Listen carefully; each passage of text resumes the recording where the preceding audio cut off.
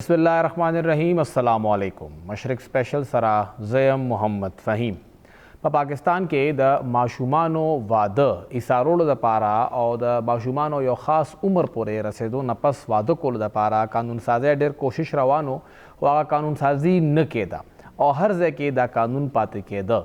हो उस अवल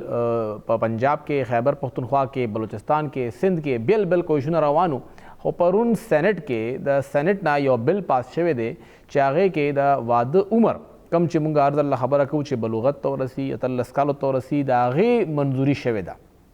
अतल्लस काला उमर मंजूरी पदे बिल के ओशवा सेनेट दा पास शो हो जमीयत उलमा इस्लाम अवामी नेशनल पार्टी अवी द्वाणो दे मुखालफत और जमीयत उलमा इस्लाम द इजलास ना बायकाट हम करे दे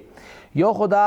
सुमरा गट जद्दोजहद दे मुश्किल वक्त तो ज़्यादा टाइम लगे दे और वल इदा ज़रूरी दे पते बा खबर को ये वक्त के मुख्तरा समाजी कारकुन और खैबर पख्तूनख्वा के औरत फाउंडेशन रीजनल डायरेक्टर और पखपला हुई हम ढेर ज़्यादा कार पदे कानून करे दे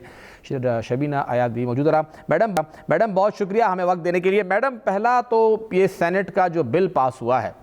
इस पर आपके तासुरात जानना चाहेंगे, कितनी बड़ी अचीवमेंट आपको लग रही है, क्योंकि जब से ये सब कुछ हो रहा था रोज़े अव्वल से आप और आपकी तरह के बहुत से समाजी कारकुन यही कोशिश कर रहे थे कि ये उम्र जो है ये 18 साल मुकर्रर की जा सके।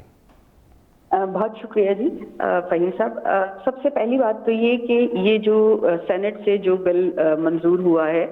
ये सिर्फ ICT या इस्लामाबाद के लिए होगा अगर ये मंजूर हो जाता है तो। बिल्कुल। इससे पहले जो है ये सिंध और पंजाब और उनमें हो चुका है। सिंध में एग्जैक्टली वहाँ पे तो 18 साल की उम्र का भी है, पंजाब में भी हो चुका है वहाँ पे भी,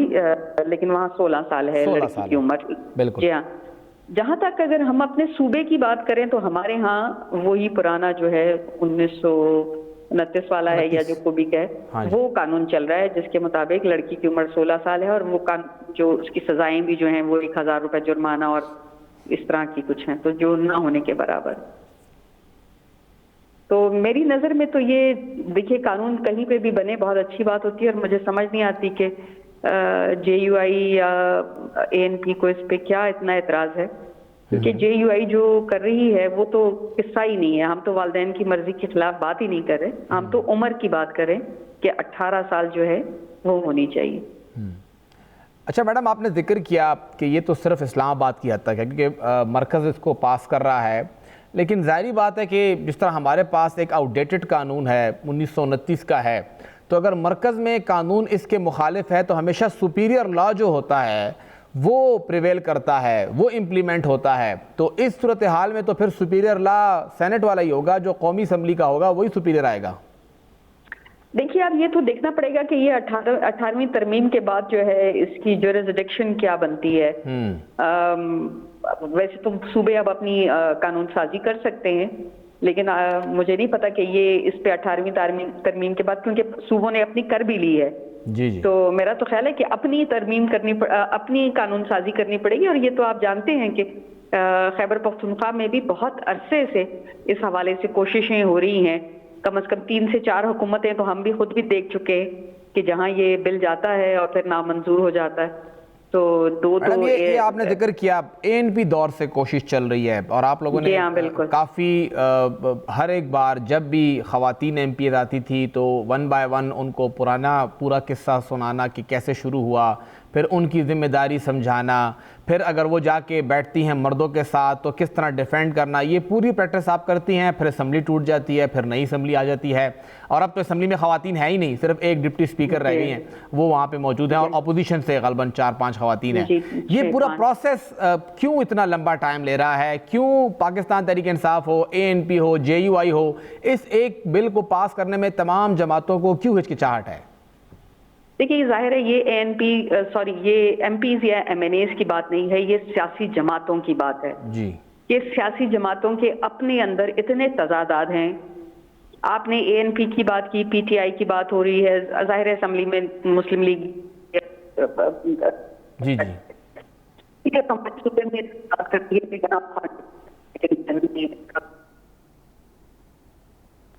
मैडम आपकी आवाज़ कट रही है, दोबारा आपसे रब्ता करते हैं। वही जिक्र कचे कम दा बिल पास थी दायरी खबर अदा कौमी असम्बली सेनेट ना पास थी बस सिर्फ इस्लामाबाद हज़ा पूरी भी पंजाब के द 14 कालो उम्र कानून पास शवे दे पसंद किया 43 काला दे मूंग सर कम कानून 1929 के आगा वक्त कायद आज़म बाबा अगवी तैयार करो और दागवी कानून दे योजल बिया शबीना अयाज मैडम मूंग सर मौजूद रहा। जी मैडम, आप अपनी बात पूरी कीजिएगा। देखिए, मैं ये कह रही थी कि ये पॉलिटिकल पार्टीज के अपने तजादात हैं कि वही पॉलिटिकल पार्टी जब किसी दूसरे सूबे में होती है तो वहाँ ये कानून पास हो जाता है, लेकिन जब हमारे सूबे की बात होती है तो यहाँ नहीं होता। पीटीआई, जाहिर है पीटीआई ने भी बाकी सूबों में इस सारे को बात भी की है, नेशनल असेंबली में भी इस पे जाहिर है बात हुई। सिर्फ 2 जमातें हैं सख्त जो नेशनल असेंबली में इसके ऊपर मुखालिफत हैं, JUI की और ANP की। JUI का तो जो स्टैंड है वो तो है ही नहीं, कहीं पे उस पर बात ही नहीं हो रही कि पेरेंट्स की मर्जी के बगैर। ये तो बात ये हो रही है कि 18 साल से पहले शादी नहीं होनी चाहिए। और एमल वली खान साहब ने जो बातें की हैं, पता नहीं वो कहाँ कौन सी दुनिया में रहते हैं, यहाँ उनको नहीं पता कि बच्चियां जो है जब प्रीमेच्योर उनकी बर्थ मतलब जाहिर है डिलीवरी होती है बच्चों की और शादी के बाद, और वो सारी जिस तकलीफ और जिस किस्म की बीमारियों से वो गुजरती, तो शायद वो नहीं जानते होंगे। और पाकिस्तान साउथ एशिया में सबसे ज़्यादा यहाँ पे माओ की फौतगी होती है जब वो जजगी में होती हैं, सबसे हाईएस्ट रेट है हमारा। जी हाँ, देखिए एक तो ये मोर्टेलिटी रेट हमारा बहुत है, दूसरी बात ये कि ये इस्लाम के नाम पे ये करते हैं, लेकिन कोई एक इस्लामी मुल्क दिखा दीजिए ना जहाँ पे यहाँ ये सब कुछ होता हो। आपके जो जिनको हम बहुत दिलो जान से अपना दोस्त समझते हैं, वो चाहे दुबई हो, चाहे सऊदीया हो, कतर हो, कुवैत हो, सब किसी जगह में भी ऐसा नहीं है। तो फिर हमारे यहाँ क्यों है? तो हमारे शायद डबल स्टैंडर्ड हैं, या मुझे तो वैसे आज तक समझ नहीं आई कि जब हम औरतों और बच्चों की बात करते हैं तो हमारे सूबे के मर्दों को क्या हो जाता है, वो क्यों इतनी मुखालफत करते हैं सारी चीज़ों में। अच्छा मैडम, ये जो आपने जिक्र भी किया कि ये पॉलिटिकल पार्टीज़ का मसला है, अब अगर हम देखें तो पीपल्स पार्टी है वो हमेशा से लीड करती है कानून साजी में। आपने जिक्र किया सिंध के अंदर उन्होंने 18 साल की उम्र का कानून मंजूर कराया, अभी भी शाही रहमान भी ये बिल लेकर आई थी, पीपल्स पार्टी लेकर आई थी। खैबर पख्तूनख्वा में वो 5 साल हुकूमत में रहे, लेकिन उस वक्त वो ना ला सके। क्या पार्टी भी फिर इलाका देख के ही अपनी पॉलिसी चेंज करती है? बिल्कुल जी, ऐसे है। सिर्फ ये नहीं कि ला नहीं सके थे, वो भी इतने ही अगेंस्ट थे इस बिल को लाने में। और देखिए, ये सिर्फ यहाँ हमने नहीं देखा, ये जब आपको याद होगा कि जब लोकल गवर्नमेंट के अंदर औरतों की वोटिंग के हवाले से पाबंदियां लगी थी, तो ये भी प्रोग्रेसिव पार्टियां जो हैं इनके लोकल नुमाइंदों ने वो दस्तखत किए थे एग्रीमेंट्स के, औरतों को वोट नहीं डालने दिया जाएगा। और बज़ाहिरन जो है लगता यही था कि इनकी सेंट्रल लीडरशिप भी जो थी उस पर खामोश थी। वो नहीं, बहुत बाद में जब हाईलाइट हुई है चीजें और लोगों ने उस पर बहुत शोरगुल मचाया है, हम जैसी तंजीमों ने, और कोर्ट्स में भी गए, तो फिर उस पर बात होने लगी, वरना क्या उनको नहीं पता था कि उनकी लोकल नुमाइंदे वहाँ क्या करते हैं। बिल्कुल। और मैडम, ये आपने जिक्र किया कि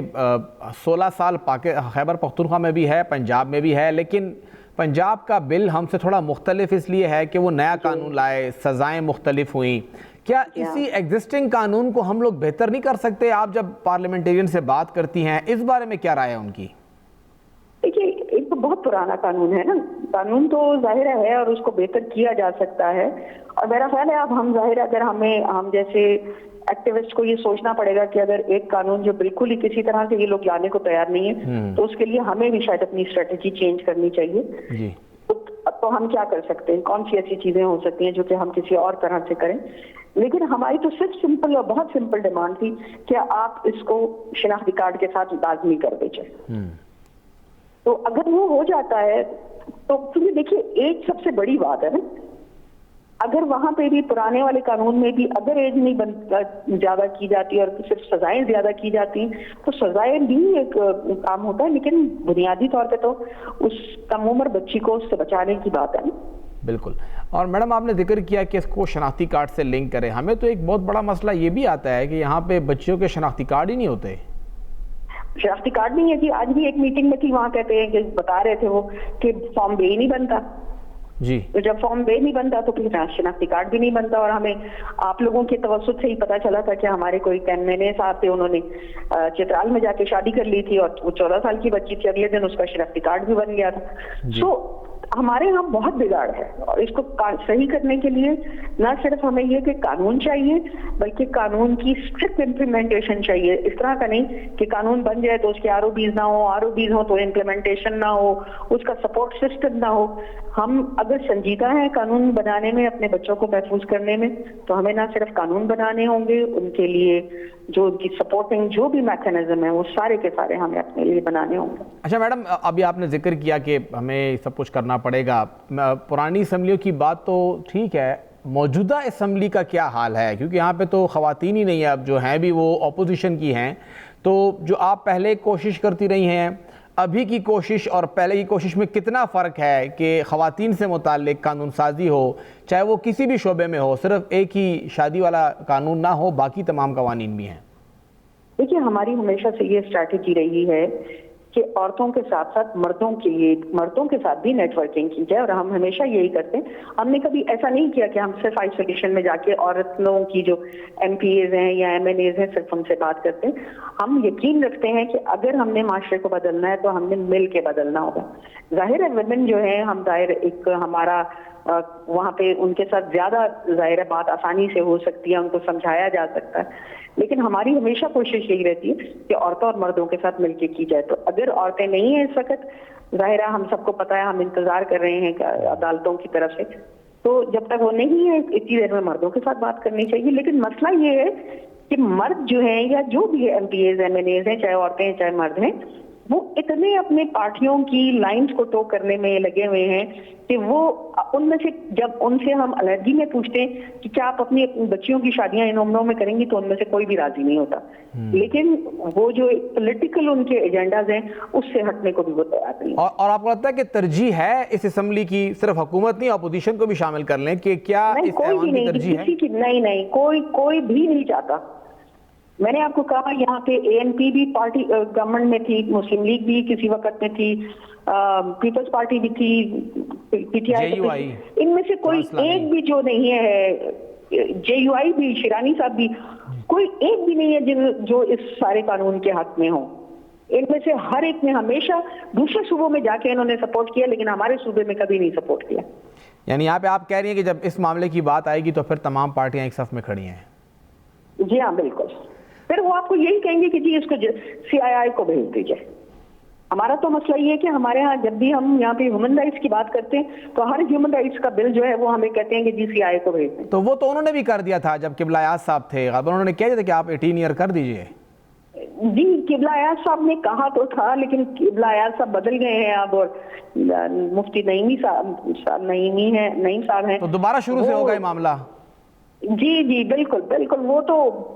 آپ بھی ایک میٹنگ میں تھے, ان کو تو بالکل راضی نہیں تھے اس ساری چیز کے اوپر کہ اس ایشو پہ بات بھی کی جائے. چلیں, شکریہ میڈم, آپ نے ہمیں وقت دیا. اور سنگئی خبر اوکڑا چدا چکم زنانوں متعلق قانون سازی دا اگر بیا ترجیح پاتے نشی اور دا پورا ایوان ایوے ترجیح نہ دا, اور اس اول چکم اسلامی نظریاتی کونسل ہو دا اگوی مشر قبلہ ایاز سے وہ اگوی بے ٹکتا بالکل 33 کال عمر لگا ہوئے نو بیا اسمبلی نہ کو اس بل نعیمی صاحب راغے اغا مشر دے اغوی نا بالکل نا تنگا میڈم دے کرو موقع اجلاس کے مونگ ناستم ہوں آگئی کہ مغوی دے کرو کہ چنہ ندا ممکنہ ندا دا ٹک نہ دے نو اس چکم سینٹ کے شوے دے التم دا خبر ہوا چی دا اسلامی نظریاتی کونسل تو لے گیا خو سینٹ آگا پاس کو مطلب دا چی اسلامی نظریاتی کونسل منظوری نہ دا آگئی نہ بغیر ہم دا پاس کی دیشی. بہرحال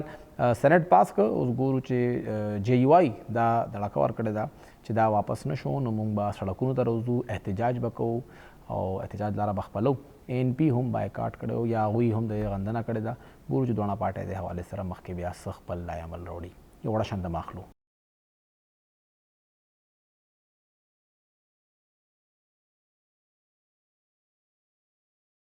اوستا پروگرام کی یوزل بیا ہر کلے وایو ډیر وخت نه دا خبره کېده چې خیبر پختونخوا کې د هایر ایجوکیشن کمیشن نشته دی,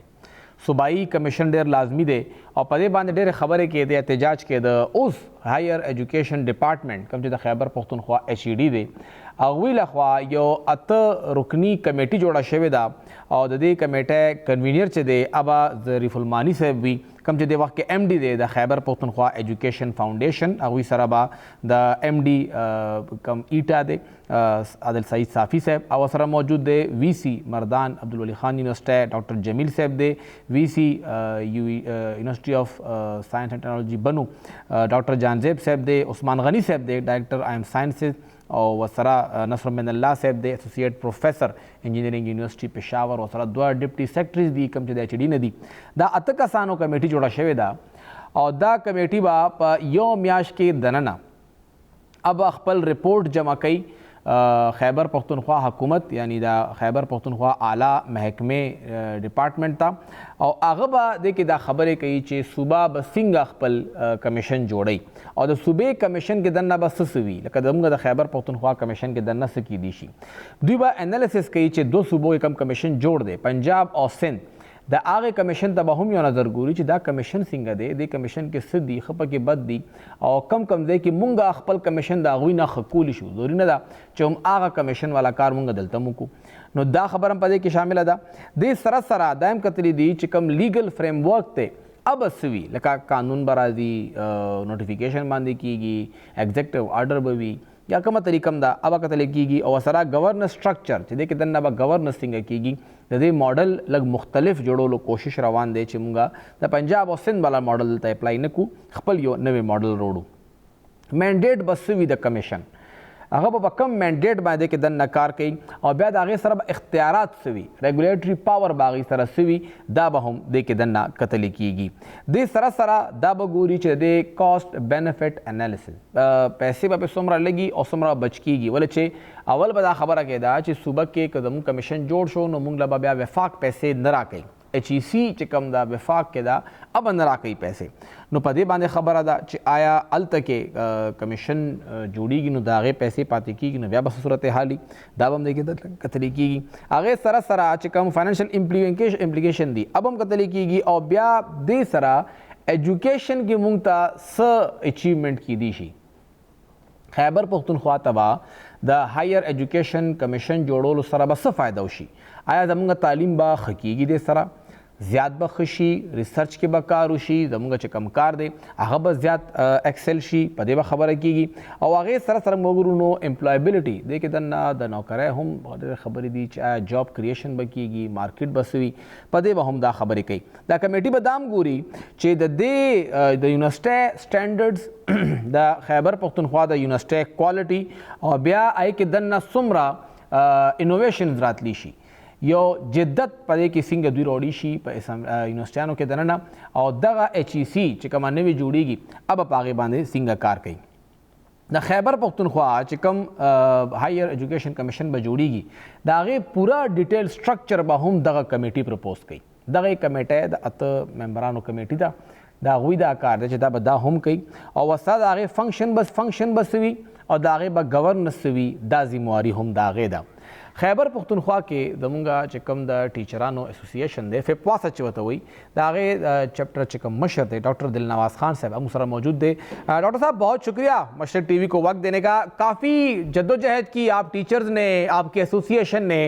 اور اب بالآخر آ کے خیبر پختونخوا حکومت نے کمیٹی بنائی ہے جو کہ 1 مہینے کے اندر ایچ ای سی کے قیام کے لیے اپنی سفارشات دے گی کیا سمجھتے ہیں کوئی پہلا قدم لیا گیا ہے درست سمت میں بسم اللہ الرحمن الرحیم مشرق ٹی وی یہاں پہ بیٹھے اور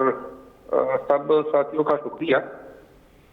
کہ آپ لوگوں نے کافی امپورٹنٹ ایشو کو آج ہائی لائٹ کیا ہے کیونکہ ہائر ایجوکیشن ایک ملک کے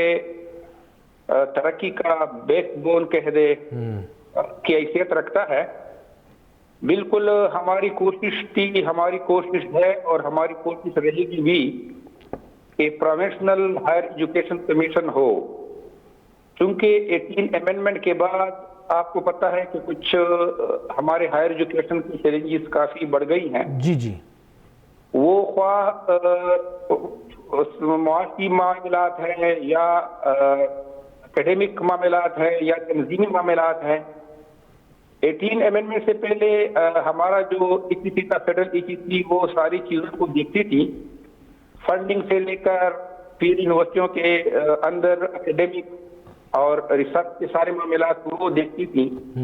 लेकिन 18 अमेंडमेंट के बाद वो इख्तियारात कुछ सूबों को भी दे दी गई हैं।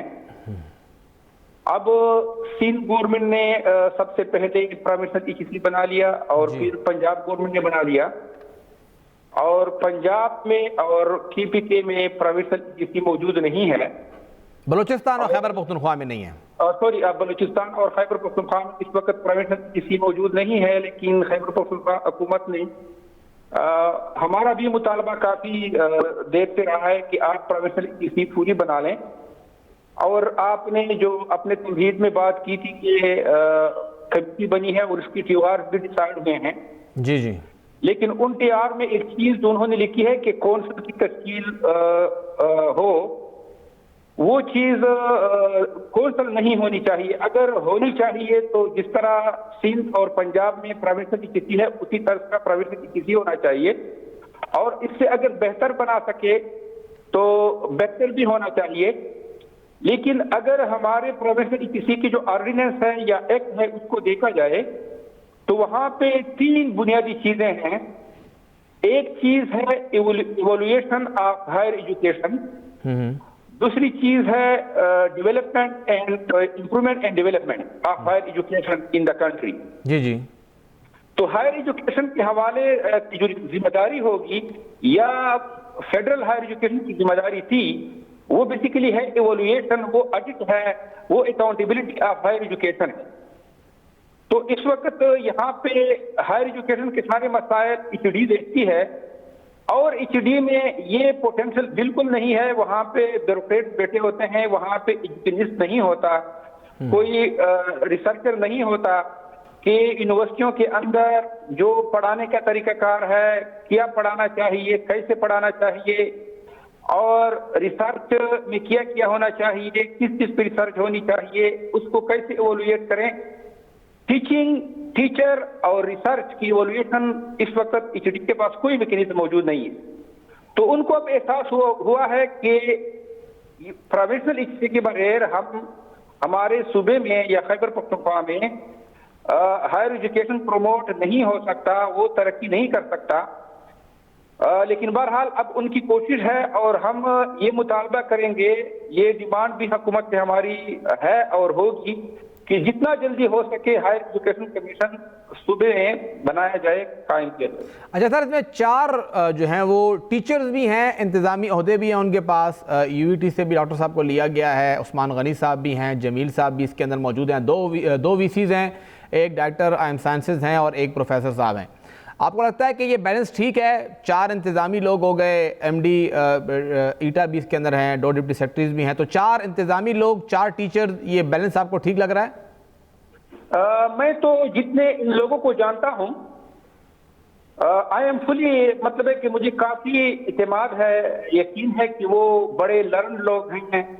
अच्छे लोग हैं, एजुकेशनिस्ट हैं, सारी उम्र vice chancellor of university of science technology बनो इस टीम का हिस्सा है जी। अब वाइस चांसलर अब्दुल खान यूनिवर्सिटी मर्दान भी इस टीम का हिस्सा हैं, और उस्मान गनी साहब डायरेक्टर IM साइंस उसका हिस्सा है। They are very competent people. वो जब बैठेंगे, इस तरह नसरुल मिनल्लाह है एग्रीकल्चर इंजीनियरिंग यूनिवर्सिटी पेशावर से, हाँ जी, दे ऑल आर कॉम्पिटेंट। तो हमें उम्मीद है कि वो एक बेहतरीन डॉक्यूमेंट गवर्नमेंट को देगी और एक अच्छी सजेशन वो सबमिट करेंगे, और इनकी काफी अच्छी स्टडी है इन हवाले से, क्योंकि ये सिलसिला काफी अरसे से चल रहा है, उस पर काफी डिबेट भी है, और ये सारे जितने भी लोग हैं हम सुन चुके हैं, उनका व्यू भी सुना है, उनका स्टांस भी सुना है, उनकी जो सोच है वो हम सारे सुन चुके हैं। वो हम तकरीबन हम सब इस चीज पे मुत्तफिक हैं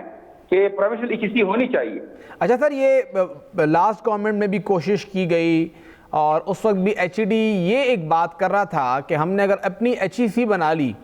तो हमें वफाक से फंडिंग मिलना बंद हो जाएगी और हम खुद तनहा ये तमाम यूनिवर्सिटियाँ 34 यूनिवर्सिटीज़ हैं हम नहीं चला सकते, हमारे पास इतनी फंडिंग नहीं है। یہ مت ہے، اندازے ہیں، یا صرف ایک تشویش ہی ہے کہ ایسا ہو سکتا ہے یا ایسا خطرہ موجود ہے؟ ایک نقطہ نظر میں آپ کے سامنے رکھ دوں گا، اور آپ اس کو کسی قانونی ماہر سے جو خاص کر کانسٹیٹیوشن آف پاکستان یا ان پاکستان پہ ماہر ہو، اس سے آپ بھی اوپینین لے لیں گے۔ 18 امینڈمنٹ کے بعد شیڈول 2 انٹروڈیوس ہوا تھا کانسٹیٹیوشن آف پاکستان میں، بالکل ایسا ہی ہے، اور اس میں صوبوں کو اختیارات دیے گئے تھے، ایسا ہی ہے، لیکن ساتھ یہ بھی کہا گیا ہے کہ جو شیڈول 2 کے حوالے سے صوبائی حکومت کی ذمہ داری ہوگی، اس کے لیے قانون سازی یا اس کے لیے قانون بنانا، اس کو مانیٹر کرنا، اس کو کنٹرول کرنا، یہ کونسل آف کامن انٹرسٹ کی ذمہ داری ہوگی۔ ٹھیک ہے، ٹھیک ہے، اور کونسل آف کامن انٹرسٹ کا جو ہیڈ ہے وہ پرائم منسٹر آف پاکستان، ہاں جی، اور چاروں صوبوں کے ہیڈ ہیں جی، تو 4 وزراء اعلیٰ نیشنل اسمبلی سے لوگ ہوں گے نا، وزراء اعلیٰ چار، وزراء بھی ہوں گے، اور 4 جو ہیں وہ نیشنل اسمبلی کے ایم ایل اے ہوں گے، ہو سکتے ہیں، وہ پرائم منسٹر کی اختیار صوابدید پہ ہیں۔ ٹھیک ہے، ٹھیک، تو بات یہ ہے کہ کونسل آف کامن انٹرسٹ کے بعد ابھی بھی اختیارات ہیں۔ اب کونسل آف کامن انٹرسٹ یہ چیزیں NFC ایوارڈ سے یہ چیزیں ڈیسائیڈ ہوگی، یہ ہر صوبے کا اپنا شیئر ہے۔ اگر ہمارے پاس کانسٹیٹیوشن ہے تو کانسٹیٹیوشن کے مطابق ہر صوبے کو اپنا حق دیے، اگر فار ایگزامپل نہیں ملتے تو دوسرے طریقے ہیں، صوبائی گورنمنٹ کورٹ میں بھی جا سکتی ہے، کوئی اور راستہ بھی اپنا سکتی ہے، کیونکہ سیاسی حکومتوں کا کام یہی ہوتا ہے، لیکن ایٹ دا اینڈ جو پاور ہے وہ فیڈرل گورنمنٹ کے پاس ان دا فارم آف کونسل کامن انٹرسٹ، ان کے پاس یہ اختیارات موجود ہیں۔ اچھا دل نواز صاحب، تھوڑا سا اگر ہمیں اس میں ایک اور چیز کلیئر کر دیں، ایک تو فنڈنگ کا معاملہ ہے،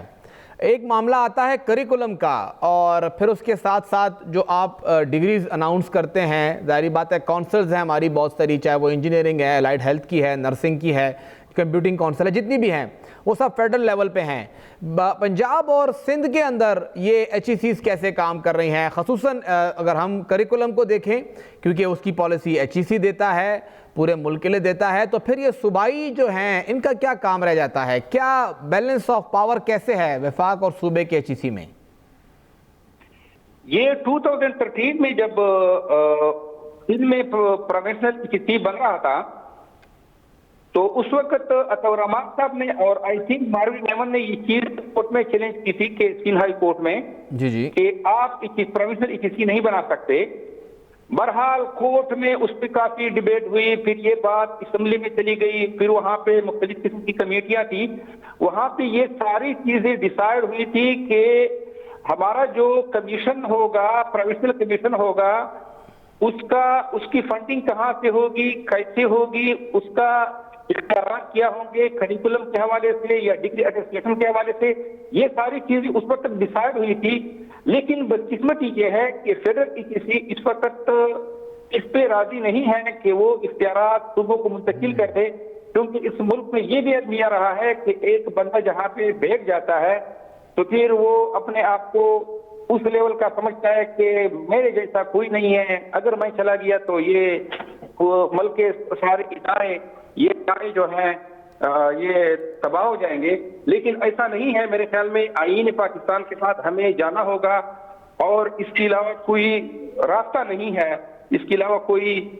ڈیولپمنٹ کا راستہ میرے خیال میں ہمیں نظر نہیں آتا۔ یعنی آپ یہ کہنا چاہ رہے ہیں کہ اگر چاروں صوبوں کے اندر، جیسا ابھی تیسرا صوبہ بنانے والا ہے HEC بھی، تو اگر بلوچستان بنا لے تو پھر جو ہماری مرکز کی HEC ہے اس کا در اختیار صرف اسلام آباد رہ جائے گا؟ بالکل بالکل بالکل ایسا ہی ہے، ایسا ہی۔ آزاد کشمیر اور گلگت بلتستان بھی ساتھ ہوں گے؟ یہ بھی بالکل آپ کی بات ٹھیک ہے، یہ کہ آف کورس ہوگا، اگر وہ فار ایگزامپل بنانا چاہیں وہ بھی بنا سکتے ہیں، لیکن یہ ہے کہ چاروں صوبوں کا تو ہوگا۔ اچھا، اور فنڈنگ جو آپ بات کر رہے ہیں تو مطلب یہ جو ہمارے صوبے کو فنڈنگ ملتی ہے، HEC نے غالباً اس بار بھی کوئی 60-70 ارب روپے رکھے ہیں پورے ملک کی جامعات کے لیے، تو پھر ہمیں اس میں جو حصہ ملتا ہے جو ہمارا بنتا ہے پھر ہمیں وہ نہیں ملے گا؟ آف کورس اس وقت آپ کو شاید پتہ ہے کہ پچھلے سال سندھ نے اپنی کسی کے لیے 35 بلین روپے رکھے تھے۔ 28 ارب تھے سر، اس سال 35 بلین ہے، لاسٹ 28۔ اچھا، یہ اپنی فکر میں، لیکن میرا جو 35 बिलियन का मुझे याद रहता इस है। साल जो भी साल चल रहा है, साल चल रहा है, आप कहें पिछले बजट में था तो बिल्कुल ऐसा ही है, 35 अरब है बिल्कुल। हाँ, तो 35 बिलियन उसने रखे हैं प्रोविजनल इक्विटी के लिए। जी जी। फेडरल गवर्नमेंट जो है, फेडरल गवर्नमेंट का टोटल जो बजट है वो 65 बिलियन है, और ये पिछले 4 साल से मुंजमद है, इसी पे रुका हुआ। और नहीं, ये 2017 से केप है मेरे ख्याल में, 4 से नहीं, ये 19 से सर, 19 से खान साहब के टाइम पे रोका था इसको, कोविड आया था तो उन्होंने रोक लिया था। आप जरा फिगर चेक करें, मुझे ऐसा लगता है कि 2017 से केप है। ठीक है सर, इससे 2017 से मुझे ऐसा लग रहा है, आप जरा ये वेरीफाई कर दीजिएगा। ठीक है सर, क्योंकि मुझे जो याद रहता है कि 2017 से ऑनवर्ड ये बजट हमारा 65 बिलियन पे केप है जी। तो इस 65 बिलियन में किसी सीन गवर्नमेंट का अपना शेयर है, वो अपनी सीन गवर्नमेंट को शेयर जाता है। इस वक्त किसी कहती है कि हमारा डिमांड है 120 बिलियन का, ऑलमोस्ट डबल। 120 बिलियन का है, लेकिन अब पता नहीं फेडरल गवर्नमेंट कितने पैसे देगी नहीं देगी, वो आगे देखा जाएगा, क्योंकि यूनिवर्सिटियों को तो पैसे चाहिए होते हैं। यूनिवर्सिटियों में तो आपको पता है कि वहाँ पे बहुत सारे सर एक सवाल ये भी आता है कि यूनिवर्सिटियां सूबाई गवर्नमेंट बनाती हैं और फिर हम HEC को बोलते हैं कि अब आप चलाएं। लकी मरवत में यूनिवर्सिटी बना दी, चतराल में बना दी, शांगला में बना दी, बुनेर में बना दी, दीर में 2-3 यूनिवर्सिटियां बना दी, सवात के अंदर 6-7 यूनिवर्सिटियां बना दी हैं, पेशावर के अंदर यूनिवर्सिटियों पर यूनिवर्सिटियां खोले जा रहे हैं हम लोग। फिर अगला बंदा नौशहरा में आता है, मर्दान में आता है, चारसद्दा में आता है। मर्दान के अंदर भी 3 जामियात बना दी हैं, नौशहरा के अंदर भी वुमेन अलग से बनाए, UET अलग से बनाए। तो इतनी जामियात सूबा बनाता है तो मरकज़ भी कहेगा क्या कितने जामियात बनाएंगे, कितने फंड दें हम आपको? जामियात बनाने के लिए एक बात है कि जामियात बनाने के लिए जो स्ट्रक्चर मौजूद है वो यूनिवर्सिटी फेडरल HEC से लेनी होती है जी। अब जितने जामियात बने हैं, हर यूनिवर्सिटी का जो यूनिवर्सिटी होगा वो फेडरल HEC ने इशू किया होगा। ऐसा नहीं है कि फेडरल HEC के यूनिवर्सिटी के बगैर कोई यूनिवर्सिटी बने। अब बात यह है कि क्या फेडरल यूनिवर्सिटी ने, फेडरल HEC ने क्या कोई मैकेनिज्म बनाया था? नहीं। और कहाँ पे कौन सी यूनिवर्सिटी होनी चाहिए, क्यों होनी चाहिए, एक तो अलग डिबेट है जी। दूसरी बात यह है कि अगर आप यूनिवर्सिटियों के हवाले से कह दें, यूनिवर्सिटियां मैं कहता हूं कि बेशक होनी चाहिए, लेकिन कोई तरीकाकार भी होनी चाहिए कि कौन सी यूनिवर्सिटी के पास कौन सी फैसिलिटी होनी चाहिए। क्योंकि यूनिवर्सिटी इस मकसद के लिए नहीं बननी चाहिए कि वहां पे पॉलिटिकल लोगों को अपॉइंट करे। इस मकसद के लिए बननी चाहिए कि वहां पे लोगों को तालीम, हुनर, क्योंकि आजकल आपको पता है हायर एजुकेशन के हवाले से दुनिया में जो बात हो रही है कि टेक्नोलॉजी की बात हो रही है कि हम अपने लोगों को कितना एजुकेट कर सकते हैं higher education point of view से, या इसको किस तरह का हुनर दे सकते हैं, कितना इसको आगे लेके जा सकते हैं। तो अगर ये पर्सपेक्टिव हो, इस अंदाज से देखा जाए, तो मेरे ख्याल में यूनिवर्सिटी बनाना बुरी बात नहीं है, लेकिन जो यूनिवर्सिटियों में तालीम या उसके जो ऑब्जेक्टिव हैं वो अभी तक हमने सेट नहीं किए, ये हमारी कमी है। सही, शुक्रिया डॉक्टर दिलनवाज खान साहब। और सिंगई खबर औकड़ा चे दा कानूनी मुंग बांधे जिम्मेवारी दा कि मुंगा सूबाई एजुकेशन कमीशन जुड़ को, हायर एजुकेशन कमीशन जुड़ को, उस दागे माली से इम्प्लीकेशन रहती दाबा कतल गवाड़ी बलख्वा ताइदाम हुए कि कमदारवान काल दे काल 35 अरब रुपए 15 अरब रुपए सिंध हुकूमत खीदी नो मुंगा वाले बिया शल या 15 अरब नशु खुदे मखला ईसा चौ दारा सुबेजी मुआरिदा मुंगा और द सिंध आबादे के वसाइल की तुमरा घट फ़र्क न दे च मुंगा दा खबरों को चगा 35 अरब कम अज़ कम शल रबा पका च मुंगा कीदू नो दा ज़रूरी कार दे च बिया का पैसे कटकीगी नो पैसे बोले एक दू दा जिम्मेवारी हम दा असम्बले ना दा यूनिवर्सिटी जोड़े शिवी दी हम दू जोड़े कड़ी दी उस बैच चलाई हम दुई ये बड़ा शानदार माखलो।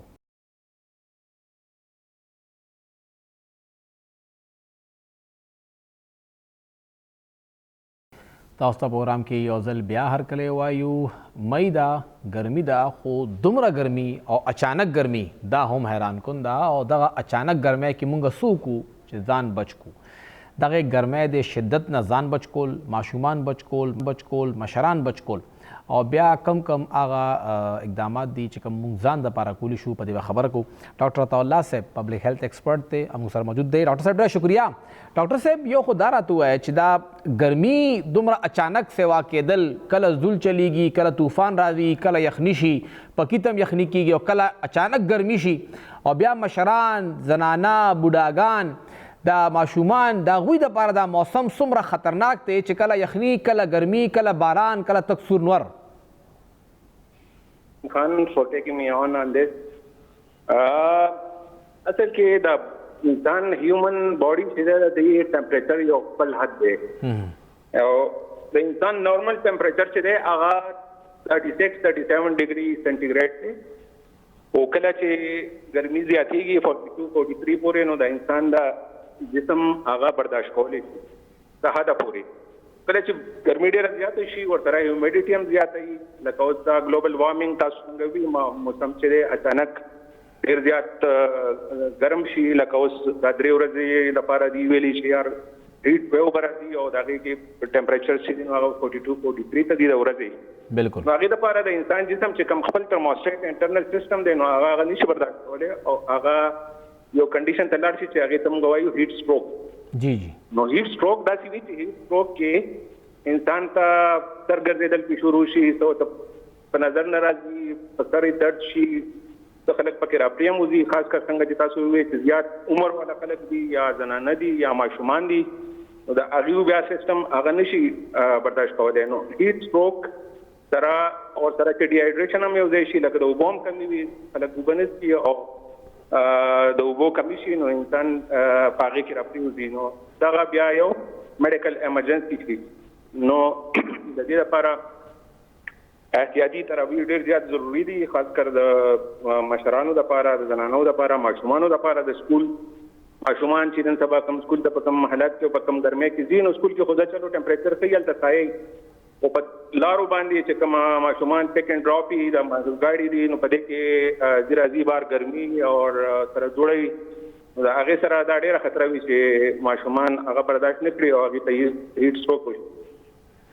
ډاکټر صاحب خوراک دې وخت کې څه کیدی شي؟ ولې چې دا ګرمۍ دا ته خوراک نه کوي، هر کس وایي چې زما ډډه نه کېږي خوراک ته یا خوراک نه هغه ډډه کوي، دې وخت کې خپله باډي د ګرمۍ دپاره تیارولو دپاره یو عام کس څه کولی شي؟ نو دې کې ګوره د الله داسې نظام دی که نه چې دې کې څومره هم اوس چې فروټ دي لکه دا هارډ سمر فروټ چې کوم دي لکه خربوزات اور هندوانا دا چې کوم څومره هم فروټس راځي په دې موسم کې نو د دې خوراک سره دا وي چې هغه د انسان هغه هایډریشن سیستم برابر ساتي. دغه شانتې پی شو، ماسته شو، لسی شوه، څومره هم چې لیکوډ سوزونه دي نو د دې استعمال زیات پکار دی او د اوبو استعمال ډېر زیات پکار دی. لکه نارملی یو انسان ته 20-25 ګلاس اوبه په 24 غنټو کې پکار دي نو په ګرمۍ کې پکار دی چې دا خلک ضرور د خپل د باډي د چې کوم د اوبو ریکوایرمنټ دی هغه پوره کوي، ځکه چې د انسان دا جسم دی نو دا 60-70% دا د اوبو نه د دې وزن دی نو دا چې دا څومره په جسم کې اوبه کمیږي نو د هغه بیا د هغې برداشت هغې سره کمیږي. نو په ګرمیانو کې خاص کر دا چې کله خلک په غرمو کې ګرځي او د هغې نه سویټنګ هم کېږي، خوله هم کېږي، کله کله انسان ته پته نه لګي خو چونکې هوا لګي او هغې سره پرسپیریشن کېږي، انسان د جسم نه اوبه وځي کنټینیوسلی نو باډي خو فایټ کوي د هغې پورې چې د څو پورې هغه کولی شي. خو هغه چې کله د یو خاص لیول نه هغه د هغې ډي هایډریشن لیول زیات شي نو بیا هغه نشي برداشت کولی. نو د دې لپاره دغه لکه مخنیوی دا دی چې خلک اوبه په ډېر زیات مقدار کې څښي، 20-25 ګلاس اوبه څښي او بل دا خلک وایي چې یاره نیمکول دا جوړول چې کوم دا کایزلي اویلیبل نه وي نو د دې ډېره اسانه طریقه ده، لکه هغه دا چې یو موټی چینی، یو چټکی مالګه او لږ یو لیمبو او لږ سوډا، یو چټکی سوډا، دا په یو جګ اوبو کې واچوه، دا ستا یو ORS جوړ شو، اورل ریهایډریشن سالټ چې کوم ته چې په عام زبان کې خلک نیمکول وایي نو دا ډېره اسانه طریقه ده. نو که ماشومان سکول ته ځي یا یو څوک پټي ته کار له ځي یا یو خپل کاروبار له ځي یا مشرانې زنانه هسپتال ته ځي یا هغه ځي نو پکار ده چې د ځان سره د اوبو ضرور په ځان سره بوتل کې یا په یو ترماس کې هغه ځان سره د اوبه ګرځوي چې هغه څومره د انسان د هایډریشن لیول برابر وي نو بیا ګرمي هغه عمره په هغې باندې اثر نه کوي. خو چې کله ګرمي هم زیاته وي، پسپیریشن هم زیات کېږي، سویټنګ هم زیات کېږي، او هلته اوبه هم کم څښلي، څنګه تاسو ویلي خوراک هم خلکو کم څښلی او خوړلی، نو هغې سره د هغې جسم چې هغې کې د اوبو مقدار کمي او هغه بیا زر هغه هیټ سټروک طرف ته هیټ ایگزاسشن طرف ته ځي. نو دې لپاره دا ستاسو د دې پروګرامو سره دا درخواست دی چې څومره په دې ګرمۍ کې خاص کر په دې را روانو ورځو کې دا ټمپریچرز به ډېر بره ځي، نو دې کې دا احتیاطي تدابیر دي چې د اوبو مقدار، د فروټس چې کوم دي، څومره چې سمر فروټس دي نو د دې خوراک زیات کړي، ماسته شوې لیکوډ چې څومره دي، پی دي د پی نه چې څومره څیزونه جوړ دي دا دي،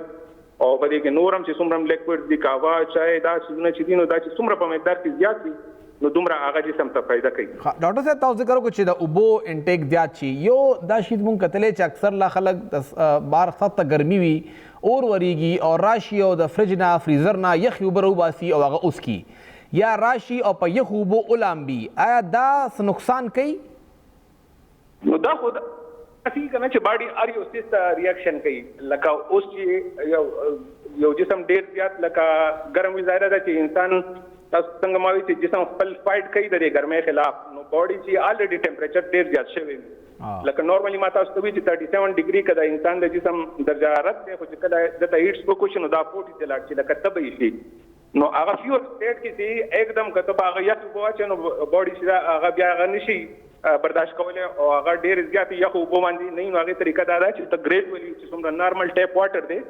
که څوک یو لکه اوبه په ځان اچوي او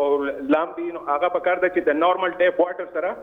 ځان هغه کې ډېر زیات یخ اوبه، ځکه چې جسم ډېر زیات ګرم وي او एकदम واپس یخ شي نو هغه بیا جسم نشي برداشت کولی، نو هغه به ګریجولي ته به هغې سره کې اول سایه کې کښېني، هغې کې پکي ته کښېني، ځان لږ یخ کړي، اوبه وڅښي، او که څوک داسې فورن پرېوځي، خلک وایي اکثر وایي دا موږ وایي دا کټ پینټ تو که نه دا پرېوتو، نو د هغې اسانه طریقه دا ده چې سایې ته یې کا او خپې لاندې ورته تکیه یا تکیې ده چې خپې اوچتې شي، نو دا خپې چې په د انسان د زړه نه لیول نه اوچتې شي نو مزغو ته د بلډ سپلایي واپس بحال شي د هغې سره، او د انسان چې کوم د بېهوشۍ حالت دی نو هغه واپس هغې ته راشي، او په مخ او په هغه ورته ټول لون کې، خپې ورته لون کې، لاسونه ورته لامده کړي، نو باډي چې دا واپس خپل هغه د هغې ترموسټیټ سسټم واپس برابر شي، بیا ولا جوس وغیره شو یا اوبه شو، ډېرې زیاتې یخې نه چې څومره لکه نارمل اوبه وي چې هغه باډي هغه ټایم کې برداشت کولی شي، هغه حساب سره هغې له ورو ورو ګریجولي د هغې چې کوم ریکوایرمنټ دی نو هغه پوره کړي. خو یو دا دی چې لکه اوس که په ګرمیانو کې ظاهره ده بیا سسټم هم فیل شي، بجلي نه وي، پاور هغه نه وي، نو فیلور دي د هغې په وجه باندې هغه څیزونه نور فردر یو ویشیس سایکل شروع شي، او هغې سره دا وي چې الریډي ګرمي زیاته وي او چې د پاسه نه پرې بجلي هم نه وي، بل څه بندوبست هم نه وي، خلک په یو سایدار ځای کې هم نه وي، نو هغه نور مسله زیاته شي. ډاکټر صاحب اکثر لا موږ په سایه باندې پکار دی چې څوک کار ډېر زیات کوي نو هغې وقفې سره کوي، مطلب دا چې نیمه ګنټه بعد سایې ته کېږي 15-20 منټ هغه دمه کوي، اوبه څښي ډېرې زیاتې، او بیا دوباره کار شروع کوي، سر پټوي خلک دا چې کوم تاسو ته پته هیټ میلاویږي یا کیپ میلاویږي دوی د دې استعمال کوي، ځکه چې دا جسم چې دی نو چې سر ګرمېږي یا ټول جسم ګرمېږي باډي، نو د هغې په وجه باندې بیا د باډي ټمپریچر نشي مینټین کولی، نو هغې نه دا ښه ده چې خلک لمده کپړه باندې یا په سر وتړي یا په سر باندې کیپ کیږي یا هیټ کیږي یا داسې څه مختلف چیزونه چې هغې باندې د هغه په جسم سایې ډېر خلک د چترۍ هم استعمال کوي په ګرمۍ کې، دا هم یو ښه خبره ده د مشرانو دپاره، ماشومانو دپاره چې ګرمۍ کې بار وځي نو د چترۍ استعمال کوي. زموږ په ملک کې د چترۍ استعمال نشته، خلک بار ملک کې په غرمو کې د چترۍ ډېر زیات استعمال کوي، دلته دا ما چېرته ونه لیدل چې څوک په باران کې خلک چترۍ استعمالوي، په ګرمۍ کې ما چېرته ونه لیدل چې ماشوم سکول ته ځي او د هغه سره چترۍ ورسره وي، نو دا ډېر ضروري دی چې انسان په سایه کې وي، چې په سایه کې وي نو د هغه چې کوم سیستم دی د باډي نو هغه بیا ګرمي هغه شانتي که بار ګرمي ډېره زیاته وي خو دا چې په باډي باندې ډایرکټ د هغې افیکټ نه وي نو د هغې نه خوله کمه ځي او انسان هغه برداشت کولی شي. ډېر شکریہ ډاکټر عطاءالله صاحب پبلک هیلث ایکسپرټ. څنګه یې ذکر وکړو دا یو څو خبرې ډېر ضروري دي، زموږ هم کور کې ماشومان دي، مشران دي، تاسو هم وګورئ چې یو خو دا چې ماشومانو ته اوبه خامخا ورکړئ، بل هغوی ذکر وکړه چې کور کې په خپله ORS جوړه کړئ، یو جګ اوبو کې تاسو چینی واچوي، هغې کې مالګه واچوي، هغې کې سوډا واچوي، هغې کې لیمبو واچوي او بیا تاسو هغه مکس کړئ. نو د بار نه وړو ضرورت نشته دی چې بار نه زه ORS راوړم او تلو باندې اوس کومه دا جسم کې دننه چې کوم نمکیات یا کمیږي، لمحیات کمیږي، هغه په دې باندې بیا کور کېږي. ورسره هغې ذکر وکړه چې مسلسل په غرمو باندې کار مه کوئ، ګنټه نیمه ګنټه 40 منټه کار وکړئ، سوري ته لږ وخت تېر کړئ، بیا نور ته کار وکړئ. ماشومانو ته هغوی چې خامخا ورسره اوبه ورکړئ، هغوی خو د ورځې 25 ګیلاسه اوبه یادې کړئ. خو خیر کوشش کوئ چې دا اوس کې چې دا د ځان دپاره دی، چې ځان دی بیا جهان دی، نو ځان دپاره کوشش وکړئ. او مشرانو زنانو دپاره، ماشومانو دپاره ډېر زیات ضروري دی. ځوانان بیا هم ګزاره وکړي او دا دوی چې ډېر کمزوري دي هغوی دپاره د احتیاط کول انتهایي ضروري دی. پروګرام وخت ختم دی، اجازت راکړئ. د الله په امان.